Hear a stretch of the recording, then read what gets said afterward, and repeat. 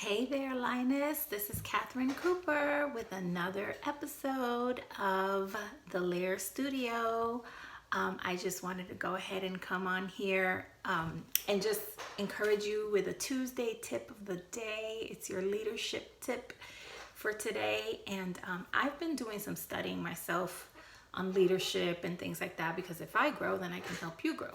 And so I've been studying the 7 Habits of the Highly Effective People by Stephen Covey. The book is by Stephen Covey through the Franklin Covey Institute. And it has been really giving me a lot of great pointers, which I'm pretty sure that you guys could really use in leadership as you're leading your families, your businesses, your teams, your jobs, your home, your marriages, your finances, your health, everything. I mean, what I said yesterday in our video was, you are the first person you are leading. You are your first person. And so if you're not doing that, then stop what you're doing now. You have got to start leading yourself first and focusing on growing and improving yourself and developing the leader within, so that you can then lead everyone else that you're called to lead. And so anyway, I'm coming to you today because I wanted to give you a leadership tip for today. And it comes from the 7 Habits, and it's on habit number 4. So if you haven't read the book, there's plenty of information out there. This is not my material, but I do want to share my insight from what I did learn on this habit. So if you haven't gotten it, go ahead and get it. But I wanted to share with you habit number 4 is think win-win. Think win-win. When you're doing everything that you have to do, think in terms of win-win for everybody involved. So here's why that's important. Stephen Covey mentions here, he quotes, "When one side benefits more than the other side, that's a win-lose situation. To the winner, it might look like success, but in the long run, it breeds resentment and distrust." And here's the deal, guys. Leadership is all about servanthood and relationship. If you cannot get the relationship deal down packed, you cannot, and I'm going to say it, you cannot call yourself a leader. Leaders lead, and it is in relationships. You lead by relationship, whether it's a personal heart-to-heart relationship, or it's that you're leading the team and it's intellectual and it's skill and it's job and it's performance based, whatever the case may be. If you're leading someone, you've got to be able to maintain relationship. And people do not follow people they don't know, like, and trust. If you want to grow your influence and impact, here's the secret. People do business, people do well, people will follow those they know, like, and trust. And if you're in a win-lose situation and you're competitive and you're the one, you've got to be the one that's on top, and you've got to be the one that's giving all the answers and controlling all the means, then you are going to breed distrust and resentment from the people that you're leading. And that doesn't win. It may look like it when they're doing it in your face and doing what you ask, but when you're not around, if they're not willing to do what you need them to do when you're not around, then you're not effectively leading. And you've got to decide today if you want to be an effective leader or if you want to just be an efficient leader and get things done, and you can care less what people think or how they feel while they're doing it. I for one, I want to be an effective leader. I believe that God called us to be effective leaders. When Jesus came down and he was here on earth and walking the earth, people followed him because of who he was and how he was. His mere presence, impacted people's lives, and it made people want to follow him. It made people want to hear what he had to say. People trusted him because he cared. He showed the compassion. He showed the leadership. He showed that he was one that could be followed. And so I want to talk to you really quick about what's the difference between a win-lose versus a win-win. So here's the deal, because I want you to locate where you're at. A win-lose is when your self-worth is based on comparison and competition. Are you constantly competing? Do you think you have to one-up somebody? Is your story more victimized or more harder or more heavier than somebody else's, or even more greater, or your successes are more bigger, or like, are you constantly competing, or are you in win-win mentality where your self-worth is based on collaboration and cooperativeness? Like, are you cooperating with others? Are you feeling collaborative with others? Are you wanting to join together, and it's a teamwork that you say, okay, we're all in this together? Also, a win-lose mentality is there's not enough for everybody. There's not enough to go around, so I got to get my piece of the pie now. Or there's plenty to go around. There's plenty to go around. Let me see which piece of the pie is mine. And here's the deal. With a win-lose relationship, you're playing in a finite game, because the moment somebody loses, the game is over. The game is over. But in a win-win situation, you're playing an infinite game, and it continues and it builds and it grows one upon the other, and it just gets stronger and greater, and the influence becomes stronger and greater. So when you're leading, think about that. Think, how am I approaching this circumstance? How am I approaching this, whatever I'm planning? Maybe you're a business leader and you're planning for your customers and clients and things like that. Like, think win-win, so you keep them coming back for more. If you're a parent, think win-win, so that you're always in the game with your kids, so that maybe, they'll come to you today with a situation, and then tomorrow they'll feel trust enough to come to you with an even heavier situation and tell you the truth, or relay some things that they're going through and open up to you. If you have a spouse, like, you want the game to keep going every single day. And I've mentioned this, I was mentioning this to another group that I was sharing this with, that what difference does it make if you win the battle but you lose the war? Like, the whole thing is that you want to win the whole pie, and it's not an either or, it's a this and that. And so I want to help you understand really quick, what is the doorway to the win-win mind frame? It's a mind and heart framework. You bring them together, the mind and the heart. And so what a win-win agreement looks like, it's a blend of agreements and solutions. So you're blending everyone's thoughts and considerations and inputs together, and creating like this, I don't know, a montage of just people's thoughts and ideas, and coming up with the best solutions and blending them together. They're mutually beneficial and satisfactory for everyone. They satisfy everyone's needs and desires and strengths, and they bring out the good in everybody, and it capitalizes on it being a team coming together. And so when you're thinking of a win-win agreement, you also want to keep a healthy balance between two polar opposites. So you may sometimes be nice, but you're also tough. You're empathetic, but you're also confident. You're sensitive, but you're brave. You're courageous, but you're considerate. So, I even mentioned later on that you can be flexible, but firm at the same time. So you're going to have to find that middle ground between those two places and bring them together. And so in order to do that, there are 3 keys you're going to need. This is what they talk about. The 3 keys you're going to need to make that happen. You have to have integrity. That is a wholeness of heart. That is sticking with your true feelings, your values, your commitments, no matter what. No matter what. That you're firm and solid on those things. And it's coming from a place of being whole. And then you've got maturity. That's the other key. Expressing your ideas. Here's the deal, guys. Maturity is expressing your ideas and feelings while still considering someone else's ideas and feelings. See, immaturity is the ego that says me, mine, I want this, I did it. It's whatever is self-satisfying. It's whatever it is that you think you need, you want, apart from anybody else. But maturity says, it's not all about me. It's not only me in this situation. I need to be true I need to have the integrity and bring my integrity to the table, but I also need to be considerate to everyone else involved as well.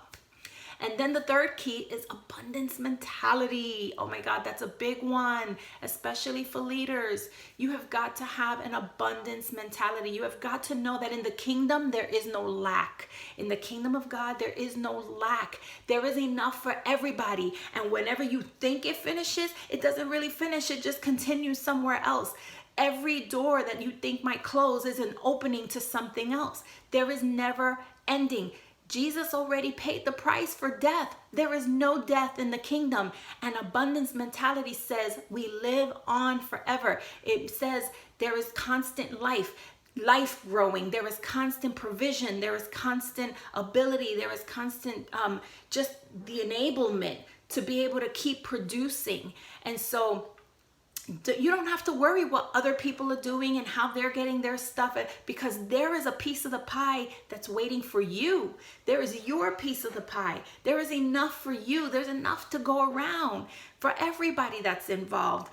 So if let's say I know for me, I'm a coach and I'm a trainer, and I've kind of dealt with in the past, like, oh, well, so-and-so is already doing that, and so-and-so is already doing that, and they're already talking about that topic. It doesn't matter. No one's going to say it or do it like you. And there are people that are going to be drawn to you that are maybe not drawn to the others. So there's plenty of people for everybody. There's plenty of opportunities for everybody. There's plenty. I want you to get the mentality that there is plenty. There is plenty. You don't come from a place of lack. And so in order to lead effectively and have that win-win agreement, you got to have those three keys. Yesterday we talked in the video about having you lead from an integrity of heart and a skillful of hands, but you have to do the heart work. And so these three keys need the heart work, the integrity, the maturity, and the abundance mentality. You've got to do that heart work to retrain the mind to believe and see things through the filter of integrity, maturity, and abundance mentality. And so really quick, here are the 3 M's to creating a win-win agreement. So the first thing you've got to have is a why. You've got to have your why. You got to determine the mission. Your why is your mission. This is the macro goal. This is the overall goal that you want to have. And so what is it? Why are you here? Why are you leading? Why are you leading this group of people? Why are you doing what you're doing? What is the point to this whole thing? Where ultimately are we getting at? What is the optimal result for everybody?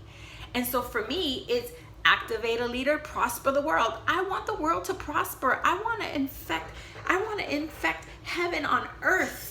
Like, if we've got a coronavirus going on around and people are being infected and people are wearing masks and afraid, well, I want to infect the world with prosperity. I want to infect the world with hope. How about that? What are you infecting the world with? What are you doing through whatever it is you're leading? Your home, your children, your spouse, your marriage, your health. What do you want? What is the point to the whole thing? So you got to have that why. That's your macro goal. The second thing you got to have is a what. What are you doing to make that goal happen? What is it going to look like? Determine the method. That's your second M. What is the method that you're going to use to get there? And then third, your how. Determine the means. What is the details of this goal? So these are your micro goals. These are the boundaries and the expectations that you set on everyone involved. This is a collaborative who, what, where, when, how, why. All these different things. You're going to answer all these questions. Who's going to do what? When are we going to do it? By what deadline? How are we going to do this? You're creating micro goals to get you to the stage of seeing the fulfillment of your macro goal. So if you want to create the win-win situation, you need those 3 M's. So then once you create it, you've got to maintain it, guys. There's no point in creating it and don't maintain it.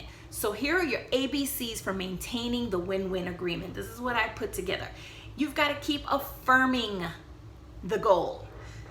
Keep affirming your goals. If you don't affirm them, they die. What you appreciate grows, and what you don't appreciate depreciates, which means it dies. It lessens in value. Excuse me. So you've got to affirm the goal.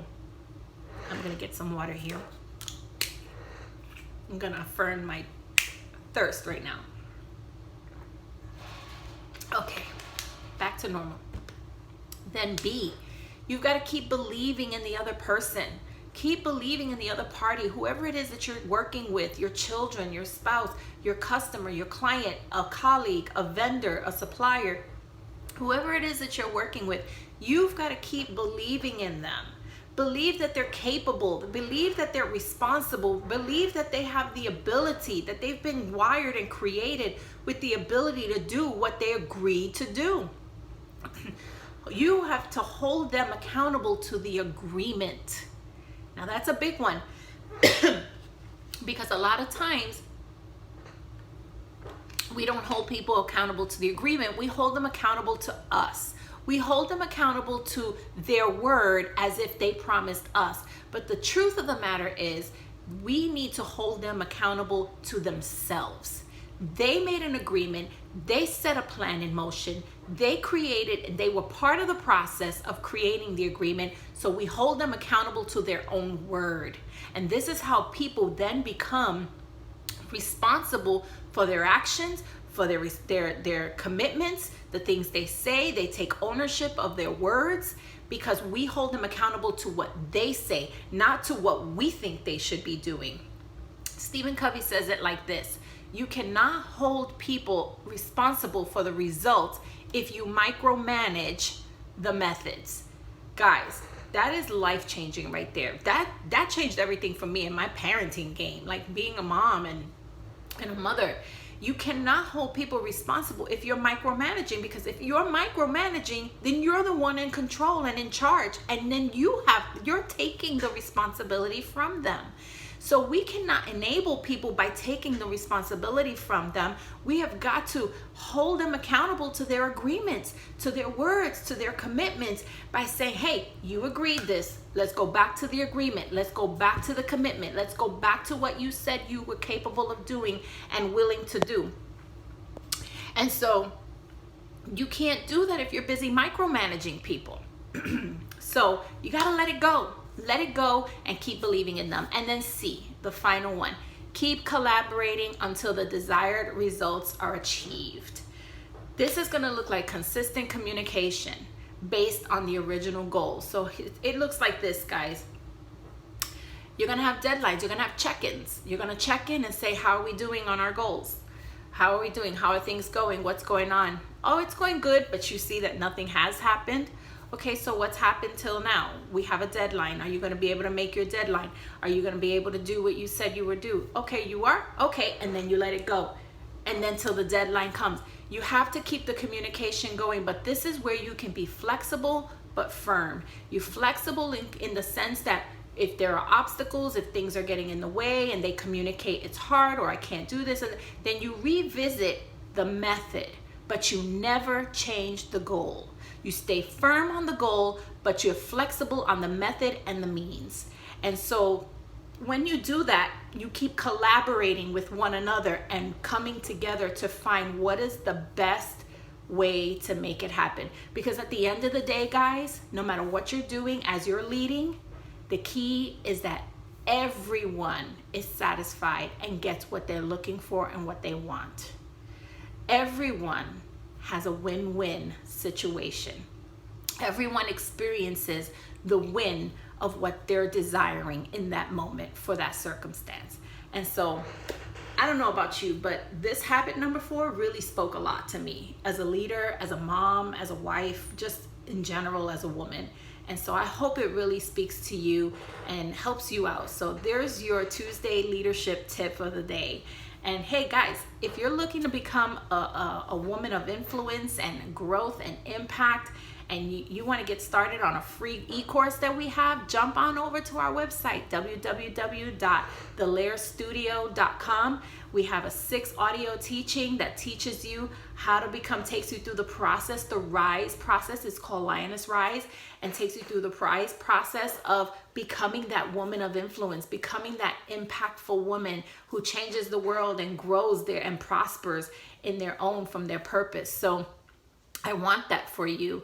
And it comes even with a writing journaling guide. Who doesn't like writing? It gives you journaling ideas and questions for 31-day journaling as you go through this journey of becoming that woman of increase. So go on there, sign up, www.thelairstudio.com. Subscribe to this page. We're going to keep bringing you more videos. Sometimes they're short, sometimes they're long, sometimes they're conversations, just a little bit of everything for us women. We like a little bit of everything. So subscribe to our page, hit the notification bell so you never lose out on a video. Hit the like button so we keep getting more videos going out there and know what content you like and what you don't like, so we don't keep bringing you boring stuff and we can bring you the stuff that you want that's helping you. Make comments, have conversations. Let's build a community so that we can all grow together and become the leaders together, that we can make this a movement where we're taking charge. We're just going in and influencing our worlds and changing them and prospering them and prospering us ourselves in the process. So I really hope today blessed you, and we will see you soon. We'll come back to you this week with another video from the LAIR studio. So have a great day, guys. Enjoy.